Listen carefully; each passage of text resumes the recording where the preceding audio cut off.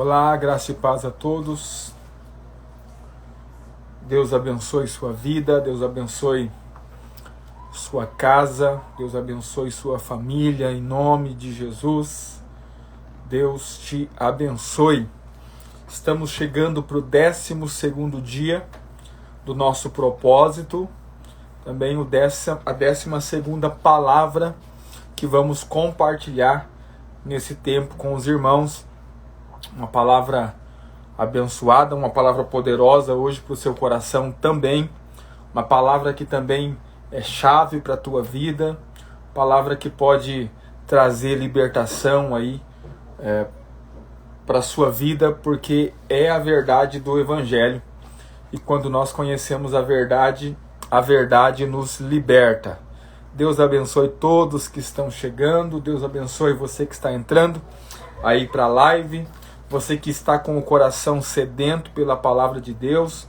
Deus abençoe você em nome de Jesus. Que o favor, a graça de Deus esteja sobre sua vida. Hoje o tema da nossa palavra é como permanecer inabalável. Como permanecer inabalável. Bom, nós certamente na nossa vida nós passaremos por momentos difíceis, por momentos de dificuldade, por momentos de tribulação.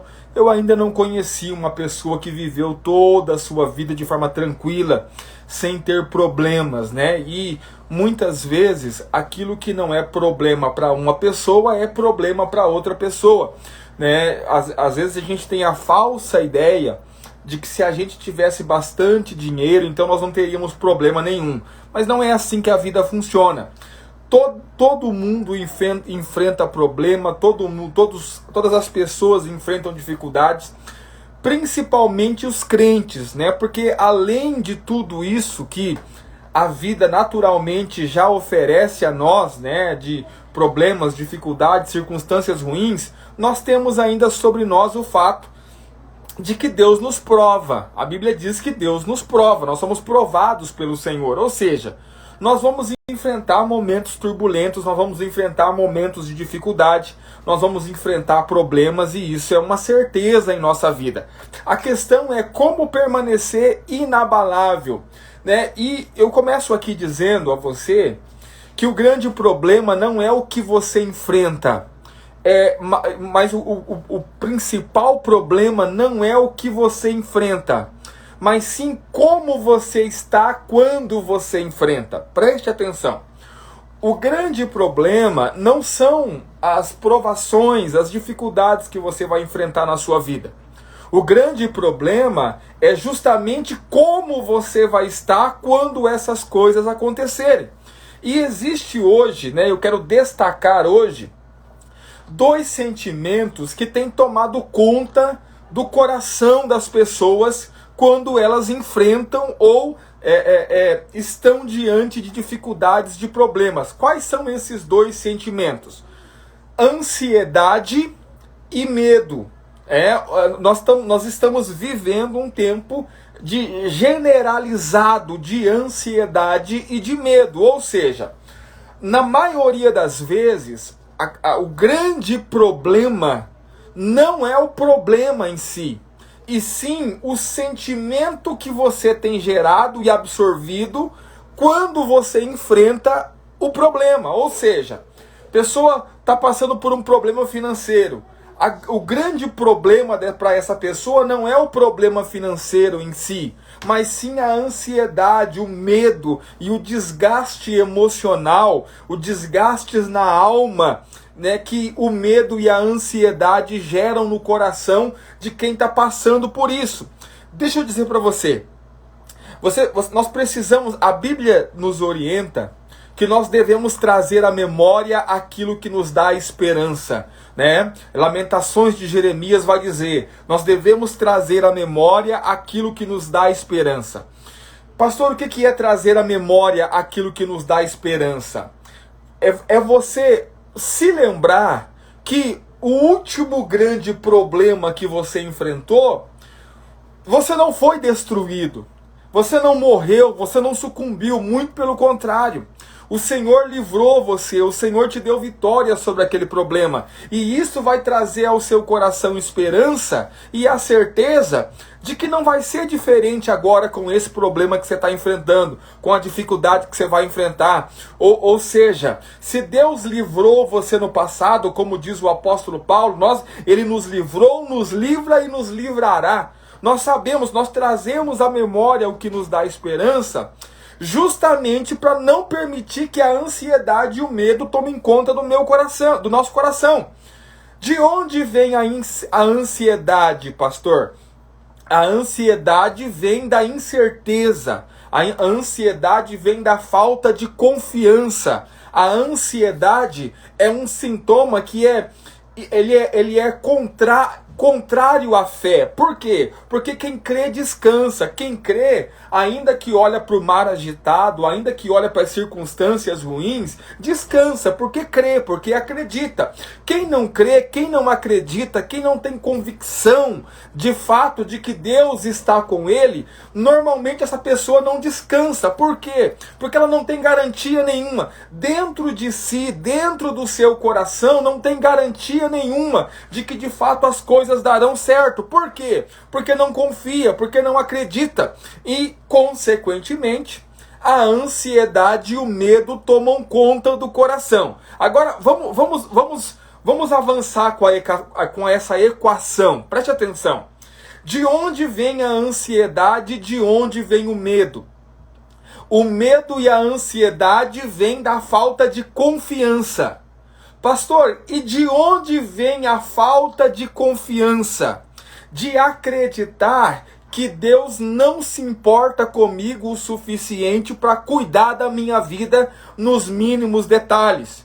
E por que dentro de mim, consciente ou inconscientemente, eu tenho esse sentimento que a minha vida não é importante o suficiente para Deus cuidar dos detalhes da minha vida? Muito simples, porque eu olho para mim mesmo, olho para o meu comportamento e sei que eu não mereço que Deus cuide da minha vida, ou eu sei que eu não mereço que Deus cuide dos detalhes da minha vida. Por quê? Porque eu ainda me relaciono com Deus com base na lei.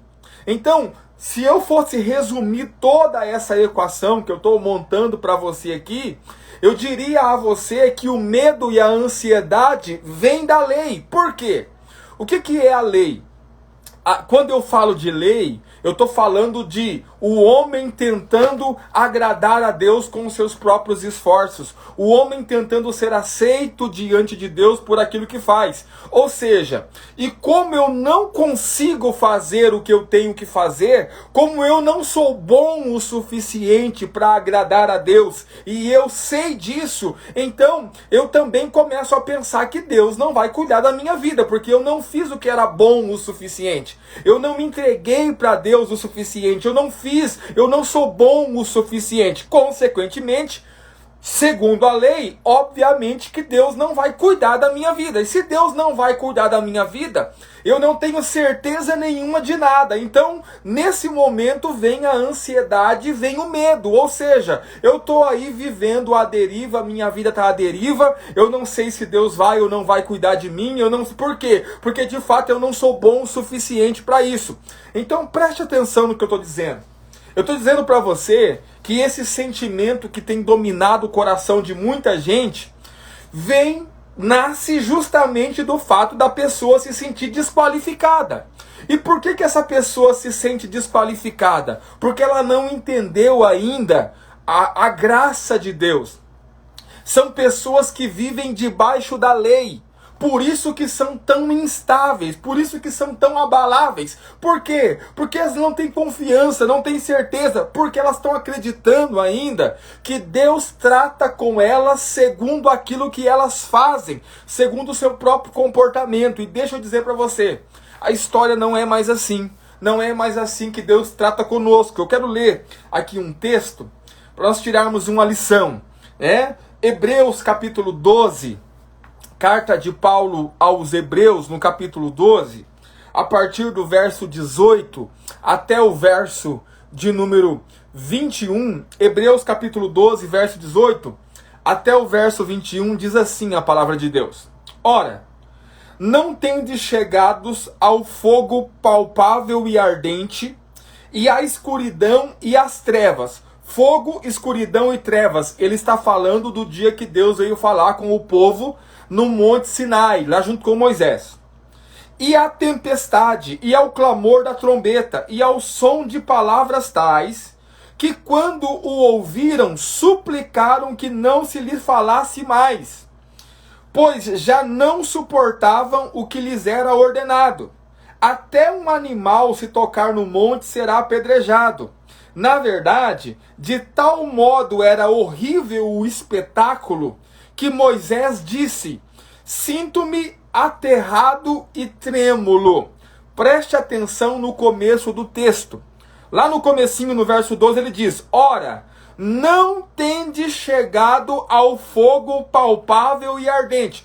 Ele está dizendo assim: o povo de Israel chegou no Monte Sinai.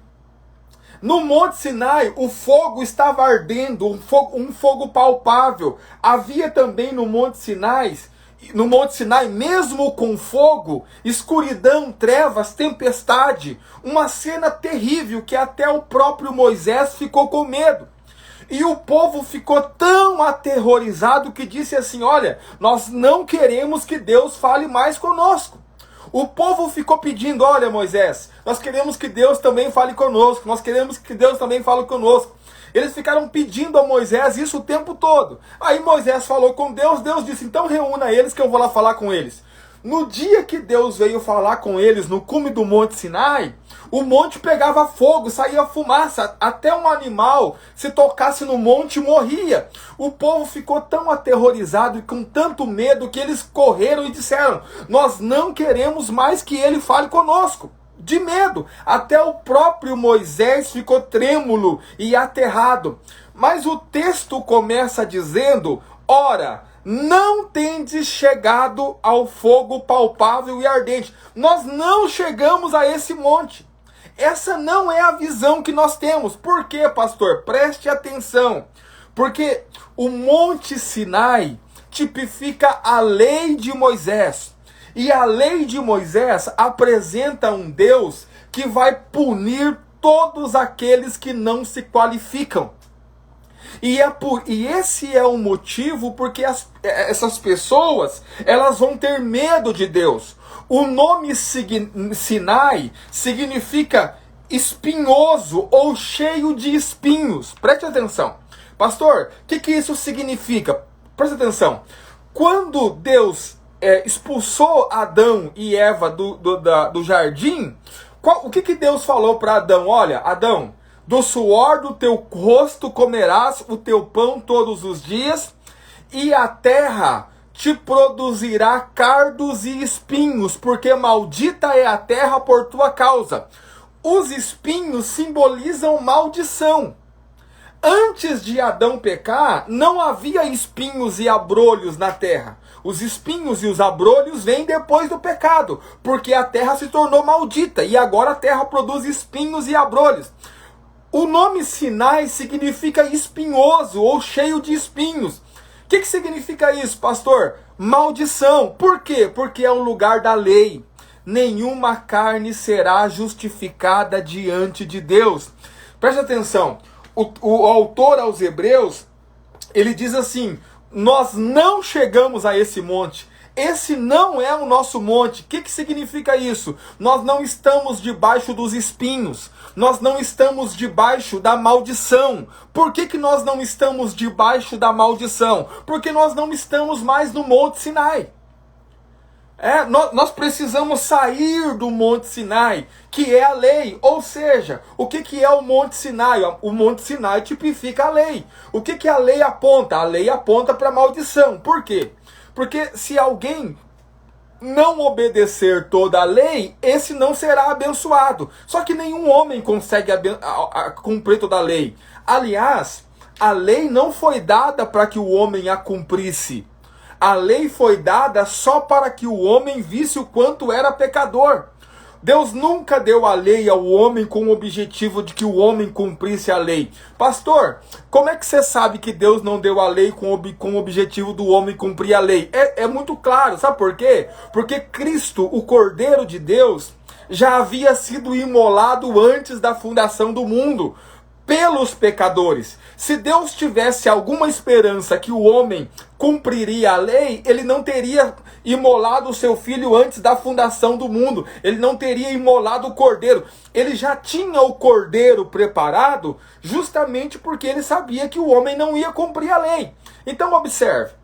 Qual que é o plano de Deus? Bom, o homem não sabe o quão caído ele está. O homem não sabe o quão perverso ele é. O homem não sabe o quanto de pecado que ele comete. Eu vou mostrar para ele o quanto ele é pecador. Então Deus dá a lei. E a lei vem para mostrar os pecados. E quando a lei mostra o pecado, o homem se sente desesperado. Por quê? Porque ele diz assim, agora eu não posso me salvar. Aí vem Deus e diz assim, pode sim, porque eu preparei um cordeiro para você. Eu preparei o cordeiro que tira o pecado do mundo. Ou seja, debaixo da lei, eu sinto necessidade de Cristo. Por quê? Porque eu me sinto totalmente desqualificado e eu preciso do Cordeiro. Esse é o propósito, esse é o objetivo de Deus com a lei. Quando Deus deu a lei lá no Monte Sinai, esse era o objetivo de Deus. Ou seja, nós precisamos sair do Monte Sinai. Nós precisamos sair desse monte, porque esse monte, ele tipifica a lei,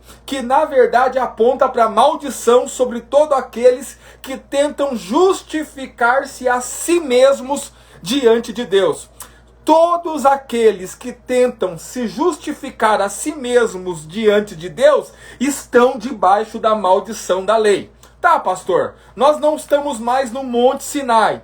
Então, qual é o nosso monte? O nosso monte é o Monte Sião. O Monte Sinai tipifica a antiga aliança, a maldição da lei. Pastor, e o Monte Sião? O Monte Sião tipifica e simboliza a graça de Deus derramada sobre nós. Quantos conseguem compreender? Vou continuar lendo o texto. Hebreus capítulo 12, verso 22 ao verso 24. Diz assim a palavra de Deus. Mas tende chegado ao Monte Sião. Eu quero só repetir para você entender o início do verso 12. Ora, não tende chegado ao fogo palpável e ardente. Monte Sinai. Verso 22. Mas tende chegado ao Monte Sião. E a cidade do Deus vivo, a Jerusalém celestial, e a incontáveis hostes de anjos, a universal assembleia e igreja dos primogênitos arrolados nos céus, e a Deus, o juiz de todos, e os espíritos dos justos aperfeiçoados, e a Jesus, o mediador de uma nova aliança, e ao sangue da aspersão, que fala coisas superiores ao que fala o próprio sangue de Abel. Sangue de Jesus fala melhor do que fala o sangue de Abel. O que o autor aos Hebreus está falando aqui? Nós não chegamos ao Monte Sinai. Nós chegamos ao Monte Sião. Qual que é a diferença, pastor? O Monte Sinai aponta para a lei. Por isso que o povo ficou com medo. Saiu correndo dizendo, olha, nós não queremos que Deus fale mais conosco. E o próprio Moisés fica aterrorizado. Por quê? Porque eles já não suportavam a lei que Deus estava dando a eles. Nós chegamos ao Monte Sião. Pastor, o que é que tem nesse Monte Sião? Bom, primeiro, Cristo está lá. Deus está lá, que é o juiz de todos. Hostes de anjos incontáveis está lá, o sangue de Cristo está lá, é o monte da nova aliança. O que isso significa? Que nós não vivemos mais no Monte Sinai, nós fomos transportados para o Monte Sião, a nova Jerusalém que de Deus desce do céu. Ou seja, não estamos mais debaixo da lei, porque debaixo da lei nós nos sentimos desqualificados, temos medo e temos ansiedade, porque nós não acreditamos que Deus vai cuidar de nós, porque nós não somos bons o suficiente. Mas quando nós chegamos no Monte Sião, nós entendemos que é o sangue de Jesus Cristo que nos purifica de todo pecado. Já não depende do que você faz, já não depende das suas obras, porque você se tornou justiça de Deus em Cristo. Você se tornou a justiça de Deus. Deus não apenas justificou você, mas Ele fez você a própria justiça dele. Pastor, mas o texto aí está dizendo que Deus é o juiz de todos. Exatamente. E nós precisamos do juiz. Por quê? Porque só um juiz pode nos declarar inocentes. Da mesma forma que só um juiz pode declarar alguém culpado, também só um juiz pode nos declarar inocente. Se você ler o texto aqui, ó, mas tende chegado ao Monte Sião, a cidade do Deus vivo, a Jerusalém celestial, e a incontável hostes de anjos, e a universal assembleia e igreja dos primogênitos arrolados nos céus, e a Deus, juiz de todos. Pastor, por que eu preciso de um juiz? Porque Deus está olhando para você e dizendo assim, ó, você é inocente. E talvez se você diga assim, Deus, como é que eu posso ser inocente se eu fiz tanta coisa errada? Ele vai dizer assim, o sangue do meu filho te purifica de todos os pecados que você cometeu. Você é justo. Então o juiz que está sobre nossas vidas não é para nos condenar, mas sim para nos declarar inocentes, porque só um juiz pode declarar que você é inocente. Olha que interessante. E aqui vem a ideia de nós sermos inabaláveis. Pastor, quando é que nós nos tornamos inabaláveis? Por que inabaláveis? Porque a ansiedade e o medo não tomam conta mais do coração. Como, pastor? É porque eu já não dependo das minhas obras. Eu não vivo mais segundo a lei, eu vivo segundo a graça que há em Cristo Jesus.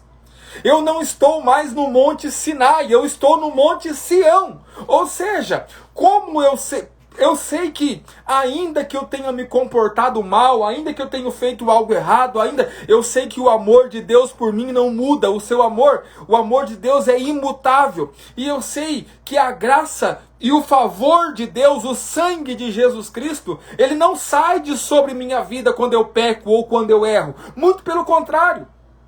No momento que eu erro e que eu peco, o sangue de Jesus Cristo tem poder sobre a minha vida e me purifica. E se me purifica, me faz justo. E se me faz justo, eu sei que eu continuo sendo aceito por Deus. E se eu continuo aceito por Deus, eu sei que Ele cuida da minha vida nos mínimos detalhes. Então o medo e a ansiedade não tomam conta mais do meu coração e eu permaneço firme e inabalável. Preste atenção, porque a grande questão, como eu comecei dizendo a você, não é o problema que você enfrenta. A grande questão é como você está quando enfrenta o problema.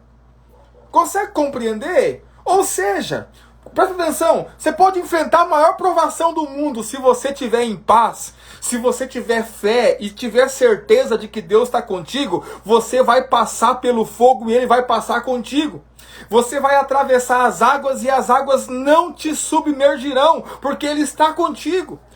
Essa é a grande chave. Agora, quando eu vivo pela lei, eu sei que eu não sou bom o suficiente, então eu não acredito que Ele está comigo. E quando eu não acredito que Ele está comigo, o medo e a ansiedade tomam conta do meu coração. Então nós precisamos sair do Monte Sinai, irmãos. E precisamos vir para o Monte Sião, que é a graça. Olha o Salmo de número 125, verso de número 1, diz assim: os que confiam no Senhor são como o Monte Sião, que não se abala, mas permanece firme para sempre. Pastor, presta atenção, olha o que o texto diz. Os que confiam no Senhor. Pastor, como é que eu vou confiar no Senhor se eu não sou bom o suficiente? Deixa eu dizer para você, é porque você está confiando em você mesmo, no seu comportamento, na sua atitude. Comece a confiar no sangue de Jesus Cristo que foi derramado naquela cruz a seu favor. E os que confiam no Senhor são como o monte Sião, que não se abala, mas permanece para sempre. O que é o monte Sião, pastor? O monte Sião representa a graça de Deus, o favor de Deus, o sangue de Jesus Cristo que foi derramado sobre as nossas vidas. Quando nós confiamos no Senhor, nós somos como esse monte que não se abala, mas permanece para sempre. O apóstolo Paulo, ele vai falar claramente sobre esses dois montes, e ele vai ensinar que esses montes, assim como Agar e Sara, são tipologia de duas alianças. Observe isso. Gálatas capítulo 4, verso 24 ao verso 26. Eu estou lendo Gálatas capítulo 4, do verso 24 ao verso 26, que diz assim: estas são coisas alegóricas, porque estas mulheres são duas alianças. Ele está falando de Sara e de Agar, Agar e Sara. Uma, na verdade, se refere ao Monte Sinai, que gera para a escravidão.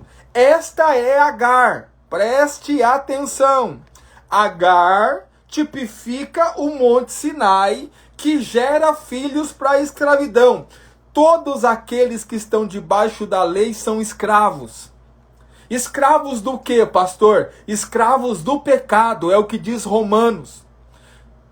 O Romanos diz que nós somos libertos da escravidão do pecado quando nós não estamos mais debaixo da lei, mas sim debaixo da graça. Ou seja, Agar aponta para o Monte Sinai. Que Monte Sinai? O monte que Deus desceu lá sobre, pegando fogo, e o povo todo ficou com medo e correu dele. Agora olha que interessante, né? Existe algo interessante. A Bíblia diz que sobre o Monte Sinai, quando Deus desceu, havia fogo. Só que ao mesmo tempo havia trevas e escuridão. Presta atenção. Normalmente quando há fogo, o fogo também clareia. Né? O fogo é luz, ele serve de luz. E ele vai clarear o lugar que o fogo está. Só que o fogo da lei é um fogo que não consegue trazer luz. Mesmo havendo fogo, havia trevas e escuridão. Por quê? Porque todos aqueles que caminham debaixo da lei continuam em trevas e escuridão, porque os seus olhos ainda não se abriram para a luz do mundo, que é Jesus Cristo, o nosso Senhor. Mas quando nós deixamos de andar no Sinai e começamos a andar no Monte Sião, então os nossos olhos se abrem para a luz do mundo, que é Jesus Cristo. Ele diz: eu sou a luz do mundo, quem me segue não andará em trevas, mas aqueles que vivem debaixo da lei continuam em trevas. Então, continuando o texto aqui, ora, Agar é o Monte Sinai, na Arábia, e corresponde a Jerusalém atual, que está em escravidão com seus filhos. Mas Jerusalém lá de cima é livre, o qual é nossa mãe, que é tipificado por Sara. Então observe, são dois montes. Sara é o Monte Sião, Agar é o Monte Sinai. Agar simboliza a lei, Sara simboliza a graça. Agar gera filhos para a escravidão, Sara gera filhos livres. Consegue compreender? E o texto de Gálatas ainda vai terminar dizendo claramente que os filhos da escrava não reinarão com os filhos da livre. O que isso significa, pastor? Que aqueles que vivem debaixo da lei, irmãos, não vão reinar com Cristo. Quem vive preso debaixo da lei, debaixo da religiosidade da lei, não vai reinar com Cristo. Olha só como que são as coisas. Preste atenção, irmãos. Olha como que tem muita gente escrava, né? Ontem, eu estou aqui no Paraná, na casa do meu cunhado. Nós fomos fazer uma carne, assamos uma carne ontem aqui. E aí eu tava ali sem fazer nada, falei, vou perguntar pro pessoal qual que é a carne que eles mais gostam. Tirei uma foto ali da carne e falei, qual que é a carne que você mais gosta? E aí perguntei lá, muitas pessoas responderam, picanha, costela, não sei o que. Aí teve um irmão no meio que falou assim, você come carne de porco? Lamentável. Preste atenção, irmão. Primeiro, o irmão realmente, assim, ó, ele deve crer no que ele fala, porque ele não conhece carne. Primeiro porque não tinha carne de porco na churrasqueira. Aí eu respondi assim, eu como, e muito. Consegue compreender? Agora, olha para o irmão, para esse irmão, o que é servir a Deus? O que é servir a Deus? Bom, servir a Deus é não comer carne de porco. Consegue compreender, irmão, o nível de baixeza que a religião leva às pessoas? No sentido de que elas estão preocupadas com o que é exterior. Elas estão preocupadas com o que é aquilo que... É como Jesus disse, olha, o que entra na boca do homem não contamina o homem. O que contamina é o que sai, é aquilo que você diz, é aquilo que você fala. E tem muita gente escrava vivendo debaixo da lei. Acredita, preste atenção. Tem gente acreditando que Deus ama mais ele ou vai abençoar mais ele ou ela porque não come carne de porco. Você consegue entender o nível que é gente que vive escrava debaixo da lei? Ou seja, preste atenção, irmãos. Você acha mesmo que Deus vai abençoar ou deixar de abençoar você? Deus te ama mais ou te ama menos porque você come carne de porco? Consegue compreender? São pessoas que vivem escravas. São pessoas, mas deixa eu dizer para você, a grande maioria dos crentes no Brasil vivem debaixo dessa escravidão. Que escravidão? Eles acham que podem agradar a Deus com os seus comportamentos. Consegue compreender? Ainda estão presos à lei de Moisés, ainda estão presos à forma de viver que Moisés estabeleceu e instruiu lá atrás. Deixa eu dizer para você, irmãos. Jesus estabeleceu uma nova aliança, ainda que você não queira, ainda que você não goste, ainda que você não aceite, Jesus estabeleceu uma nova aliança. E a Bíblia deixa muito clara que uma vez que uma nova aliança foi estabelecida, a aliança interior se faz inválida. Consegue compreender? Então nós precisamos, pastor, mas isso aí é assunto muito básico. Básico nada. Básico nada. A maioria das pessoas vivem escravas debaixo da lei. A maioria das pessoas ainda acredita que elas podem agradar a Deus com aquilo que elas fazem.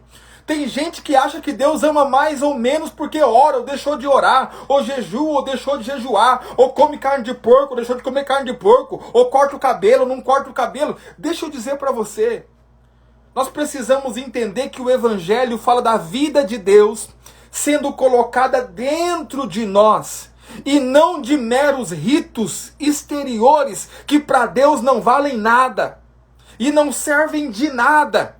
Consegue compreender? Você vai encontrar Jesus brigando com os fariseus uma dezena de vezes por causa do sábado.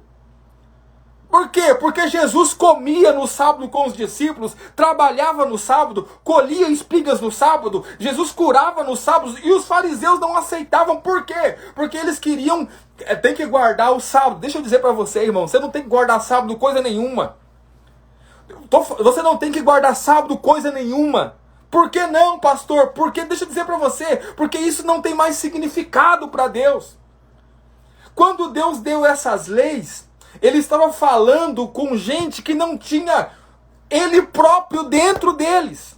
Era gente que não tinha o Espírito de Deus dentro deles. Era gente que não tinha o Deus vivo habitando dentro deles.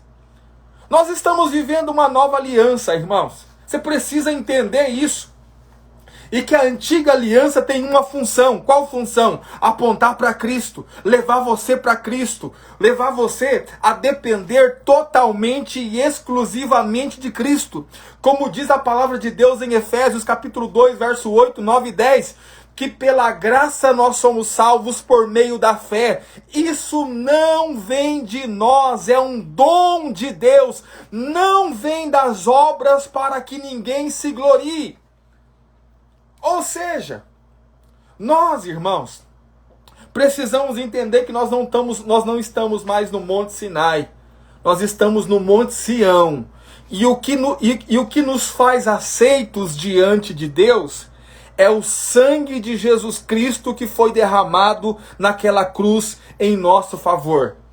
Todas as vezes que você tenta ser aceito por aquilo que você faz, você está desprezando o sangue de Cristo.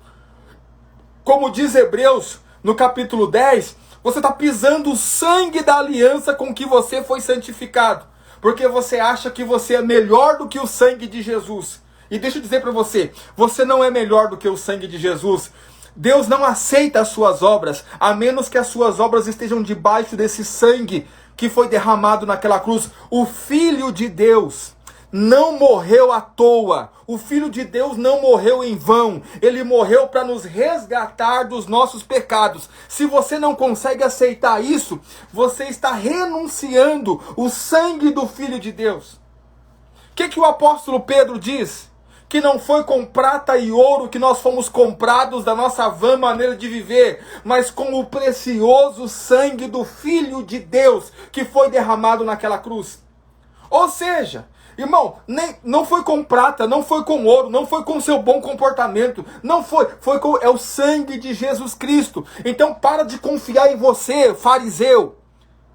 Para de confiar na sua obra, para de confiar nos seus ritos exteriores e comece a confiar no sangue de Jesus que foi derramado em seu favor. Vamos lá, vamos avançar. Olha o que o texto diz. Hebreus capítulo de número 12, 25, o texto vai dizer assim, ora, agora veja o verso seguinte, verso 25. Diz assim, tendo cuidado, não recuseis ao que fala. Hebreus capítulo 12, verso 25. Olha o texto. Tendes cuidado, não recuseis ao que fala. Quem está falando? O verso de número 24 vai dizer que quem está falando é o sangue de Jesus. Olha lá. Finalzinho do texto. Vamos ler todo o versículo. Vamos ler do 22 até o 25 agora. Mas tende chegado ao Monte Sião, a cidade do Deus vivo, a Jerusalém celestial, a incontáveis hostes de anjos, a universal assembleia e igreja dos primogênitos arrolados nos céus, a Deus o juiz de todos, ao Espírito dos justos aperfeiçoados, e a Jesus, o mediador da nova aliança, e ao sangue da aspersão, que fala coisas superiores ao que fala o próprio Abel. Verso 25. Tende cuidado, não recuseis ao que fala. Não, quem é que está falando? O sangue de Jesus Cristo é que está falando. E o que é que o sangue de Jesus está falando? Que você é justo, que você é santo, que os seus pecados foram perdoados por esse sangue. Agora, olha a advertência. Tende cuidado, não recuseis ao que fala. Ou seja, não recuse o que esse sangue está falando. Pastor, o que é que o sangue de Jesus fala para mim?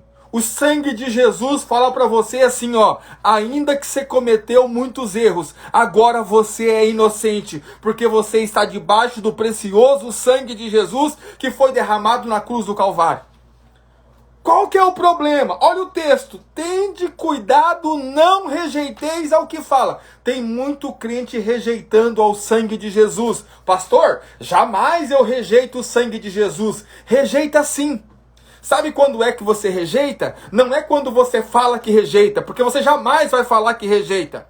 É quando você acredita que Deus vai aceitar você por aquilo que você faz. E que o sangue de Jesus não é suficiente para perdoar os seus pecados. Consegue compreender?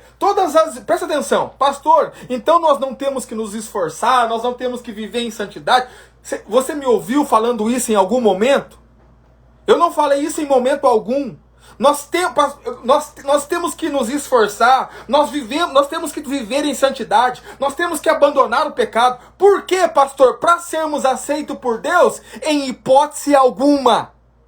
Porque nós não somos aceitos por aquilo que nós fazemos. Nós somos aceitos pelo sangue de Jesus Cristo. E se nós vamos nos esforçar para viver em santidade, vamos abandonar o pecado, é porque nós amamos o Senhor e não porque nós precisamos ser aceitos por Ele.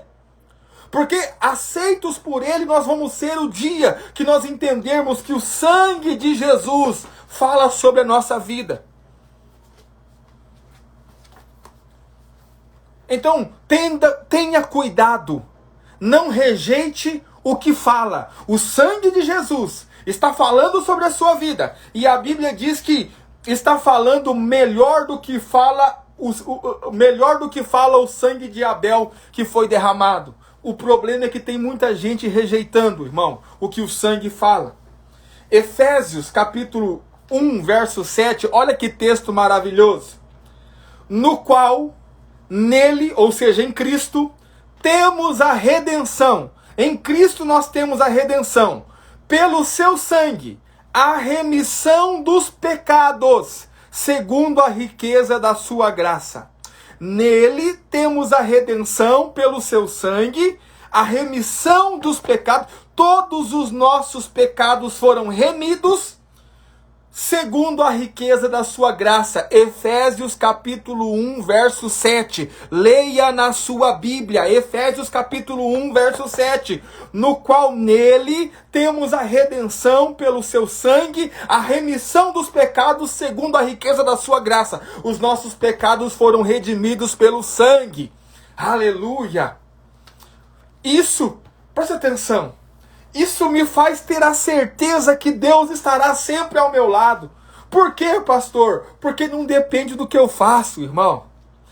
Não tem nada a ver com o que eu faço, tem a ver com o sangue de Jesus que foi derramado.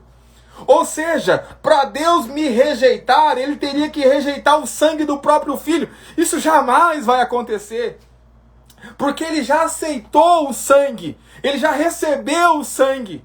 Ele já tem o sangue do Filho com ele, o sangue que fala melhor do que o sangue de Abel, o sangue que purifica todo o nosso pecado. Deixa eu dizer para você de onde vem o seu medo, de onde vem a sua insegurança e de onde vem a sua ansiedade. De onde? De viver debaixo da lei, de viver os princípios da lei, de você não se achar qualificado. Consequentemente, você acredita que Deus não vai te ajudar. Por quê? Porque eu não sou bom o suficiente. Por quê? Porque você ainda vive o padrão da lei, acreditando que Deus aceita você só quando você é bonzinho, acreditando que Deus aceita você só quando você faz tudo certinho. E deixa eu dizer para você, irmão, nós estamos em uma nova aliança. O sangue do Cordeiro foi derramado sobre a tua vida. Você é aceito não por aquilo que você faz. Você é aceito pelo sangue que foi derramado sobre você. Ponto final. Isso significa o quê? Que nos meus melhores dias, Deus me aceita. Por quê? Porque o sangue está sobre a minha vida. Mas nos meus piores dias, Deus me aceita do mesmo jeito. Porque o sangue continua sobre a minha vida. Quantos conseguem compreender isso? Aleluia, irmão. Glória a Deus. Continuando o texto, verso 26. O texto diz assim: aquele cuja voz abalou então a terra, agora porém ele promete dizendo: ainda uma vez por todas farei abalar não só a terra, mas também o céu. Ora, esta palavra ainda, uma vez por todas, significa a remoção das coisas abaladas, como tinha sido feitas, para que as coisas que não são abaladas permaneçam. Por isso, recebendo nós um reino inabalável, retenhamos a graça, pela qual servimos a Deus de modo agradável, com reverência e santo temor. A graça é o que nos faz servir a Deus de modo agradável, com reverência e santo temor. Qual que é o conselho que o apóstolo está dando aqui? Uma vez que nós recebemos um reino inabalável, retenhamos a graça. Presta atenção. O que é reter? Dá a ideia de você segurar, agarrar, prender. Eu vou reter a graça. Por quê? Porque o tempo todo o diabo tem tentado fazer com que você abra mão da graça de Deus para você voltar a viver na lei de Moisés. Por que o diabo quer isso, pastor? Porque na lei de Moisés ele tem como te acusar. E ele é o acusador, é isso que ele faz. Então, ele quer que você saia da graça e você volte para a lei. Para quê? Para ele ter como te acusar, apontar o dedo para você e dizer assim, olha, você é pecador, não merece. Por isso que o apóstolo está dizendo, retenhamos a graça. Irmão, em nome de Jesus, se agarre à graça de Deus. E deixa eu dizer para você, a palavra graça, né, por si só, significa favor imerecido, ou favor para quem não merece. Deixa eu dizer para você quando a graça é mais útil para você. A graça é mais útil para você justamente quando você não merece. É nos seus piores dias. São as suas piores performances diante de Deus. É nesse dia que a graça vai te valer. Por quê, pastor? Porque onde abundou o pecado, superabundou a graça. O que isso significa, pastor? Que quanto mais pecado, mais graça. Onde o pecado abundou, a graça superabundou. Por quê? Porque a graça de Deus está derramada sobre a sua vida. E o texto diz aqui no final, que nós precisamos nos agarrar à graça. Por quê? Porque é essa graça que nos faz servir a Deus. Verso de número 28. Retenhamos a graça, pela qual, só através dela isso é possível, sirvamos a Deus de modo agradável, com reverência e santo temor. Deixa eu dizer algo para você. A graça não é o que muitos estão pensando. A graça não é o que os religiosos pensam. Muitos dizem assim, agora com essa graça, cada um faz o que quiser, que agora as pessoas podem fazer o que quiser. Deixa eu dizer para você, o texto de Hebreus está dizendo que é a graça que traz o temor. Retenhamos a graça, pela qual sirvamos a Deus de modo agradável, com reverência e santo temor. É a graça que traz reverência, temor e faz com que você sirva a Deus de fato, de forma agradável. O que o apóstolo Paulo diz em 1 Coríntios capítulo 15, verso 9? Ele diz assim, olha, eu trabalhei mais do que todos os outros apóstolos. Aí ele corrige. Todavia não eu, mas a graça de Deus em mim. E essa graça não se tornou vã. O que Paulo está dizendo? Eu só fiz o que eu fiz pela graça. Eu só edifiquei o que eu edifiquei pela graça. O temor que eu tive foi por causa da graça. Servir a Deus de forma agradável, oferecer a minha vida como libação foi pela graça. Ou seja, irmãos, a graça de Deus, ela aumenta o temor, a reverência do seu coração em relação a Deus. Não tenha medo de abraçar a graça de Deus. Não tenha medo. E você que é pastor, você que é líder, eu ouvi isso inúmeras vezes, pastor. Eu não posso pregar isso que você prega. O povo vai relaxar. O povo vai fazer o que quiser. O povo vai sair por aí pecando. Deixa eu dizer para você uma coisa, meu filho. Não é na força do seu braço que a igreja de Cristo vai ser edificada.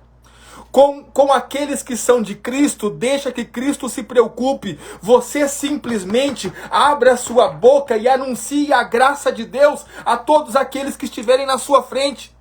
Não tenha medo, não tenha temor de abraçar a graça de Deus. E deixa eu dizer para você, você que já crê na graça, você que entendeu a graça e não prega a graça com medo das pessoas saírem pecando, você é um covarde. É isso que você é um covarde, porque você não crê na palavra e no Deus que você serve. Não é você que segura as pessoas, não é você que traz santidade às pessoas, não é você que coloca temor no coração das pessoas, não é você. Quem faz isso é o Espírito de Deus. Fica tranquilo, abre a sua boca e anuncie a graça de Deus, larga de ser covarde. Assim, ó, eu posso afirmar para você que mais de uma centena de pessoas já me disse assim: pastor, eu creio na graça, eu realmente acredito, mas sabe o que é? É lá na igreja que eu frequento, eles não creem muito, então eu não posso pregar. Covarde. Covarde. Você está mais interessado em agradar a homens do que em agradar a Deus. É isso que você é. É isso que você é. Não é outra coisa. Porque Deus colocou uma palavra dentro de você. Deus colocou dentro de você a palavra da reconciliação. Deus colocou dentro de você o evangelho. Você tem medo de falar, com medo de não ser aceito por homens. Covarde. É isso. Nós recebemos um reino inabalável, irmãos. Então nós temos que reter a graça.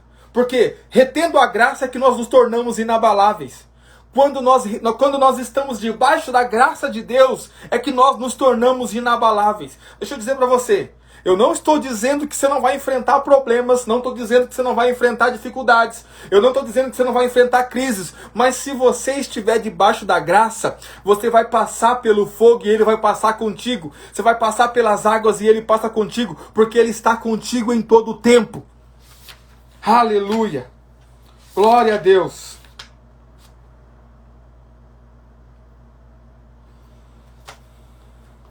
Como é que eu me torno inabalável? De onde vêm as inconstâncias? As inconstâncias vêm justamente do fato de você viver os princípios da lei. Você nunca se sente qualificado. Você nunca... Pastor, irmãos, deixa eu dizer para você. Vai fazer 10 anos que eu sou pastor. Eu me converti no ano de 99, fazem 22 anos. Sabe quando eu me senti qualificado? Nunca. Sabe quando eu vou me sentir qualificado? Nunca.